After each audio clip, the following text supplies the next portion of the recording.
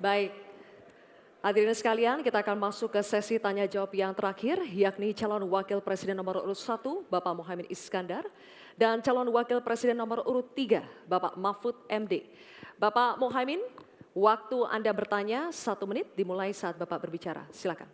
Prof. Mahfud yang saya hormati, calon wakil presiden, bahwa kita saksikan hari ini 9 tahun terakhir ini ya, kerusakan iklim, lingkungan hidup yang mengkhawatirkan, kemudian bencana ekologis, banjir, longsor, dan berbagai keadaan sulit lainnya terjadi. Ini bukan main-main, ini serius. Nah, kalau mau jujur, kiamat makin dekat ini. Kok dianggap biasa-biasa saja, gimana Pak Mahfud? Karena itu saya ingin menyampaikan data-data penting nih, catatan saya ini. Konflik agraria semakin banyak dan tidak diatasi. Petani kita semakin kurang memiliki hak atas akses lahan. Bahkan banyak yang masih 17 juta di bawah setengah hektar. Ini bukan soal nakut-nakuti, ini fakta yang harus kita atasi. Bagaimana menurut Pak Mahfud? Apakah ini kesalahan visi atau kesalahan kepemimpinan? Baik, masih ada waktu? Cukup? Oke, terima kasih. Selanjutnya kami persilakan kepada calon wakil presiden nomor urut 3, Bapak Mahfud MD untuk menjawab. Waktu Anda 2 menit, Bapak, silakan. Ya, data yang disampaikan Pak Muhaimin tadi sudah saya sampaikan di dalam opening speech. Bahwa konflik agraria, Pak, di kantor Polhukam saja, itu sekarang 2.587 untuk ini. Apa? Untuk masalah Polhukam saja, belum yang laporan ke polisi, belum yang laporan ke BPN dan sebagainya, itu bisa puluhan ribu.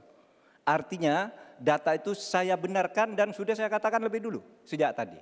Nah, persoalannya sekarang bagaimana kita mau menyelesaikan itu? Begini, dulu di zaman Bung Karno itu ada undang-undang yang menyatakan bahwa tanah-tanah milik masyarakat adat itu supaya diberikan ke masyarakat adat. Nah, pada waktu itu pemerintah itu mempunyai Inspektorat Jenderal Agraria. Inspektorat Jenderal Agraria ini mengeluarkan KINAK namanya, Keputusan Inspektur Agraria, yang menyatakan bahwa tanah adat milik si A si B diberikan kepada masyarakat adat, kepada pemilik masing-masing. Nah, tetapi sesudah zaman Orde Baru muncul BPN, sehingga dikatakan bahwa yang disebut sebagai produk KINAK itu bukan bernilai sertifikat, sehingga menjadi mentah lagi Pak persoalannya. Jadi tumpang tindih sertifikat. Pada saat KINAK itu dikeluarkan, itu secara hukum sah. Tapi begitu ada Orde Baru, itu harus bentuk sertifikat dari BPN. Terjadi tumpang tindih, terjadi kasus rempang dan sebagainya dan sebagainya. Oleh sebab itu menurut saya ini harus dibuat kesepakatan bagaimana cara menyelesaikan ini. Selesai. Baik Pak Mahfud, terima kasih. Selanjutnya kami persilakan kepada calon wakil presiden nomor urut 1, Bapak Muhaimin Iskandar untuk menanggapi. Waktu Bapak 1 menit, silakan. Ya, banyak masalah yang menjadi kendala terlaksananya reforma agraria. Salah satunya birokrasi kita, kesungguhan politik kita, kemauan kepemimpinan. Di bawah presiden harusnya ada satu kelembagaan yang bisa mengelola reforma agraria dengan sangat sungguh-sungguh. Tidak dibiarkan terus-menerus. Yang pertama soal reforma agraria. Yang kedua soal lingkungan. Bencana ekologis di mana-mana. Saya tidak menyalahkan siapapun ya. Ini sebuah fakta yang harus kita antisipasi bersama dengan baik-baik. Bahwa kita sedang mengalami ancaman bahaya lingkungan dan krisis iklim yang sangat mengerikan. Panas global yang masuk kepada bagian dari mengakibatkan petani kita gagal panen, gagal tanam dan seterusnya menjadi masalah. Saya hanya mengajak Pak Prabowo, Pak Gibran, Pak Mahfud, Pak Ganjar, saya, Mas Anies dan siapapun untuk kita sama-sama tobat ekologis, memperbaiki ke depan menjadi lebih baik lagi. Tobat ekologis penting untuk masa depan kita. Baik Pak Muhaimin, terima kasih.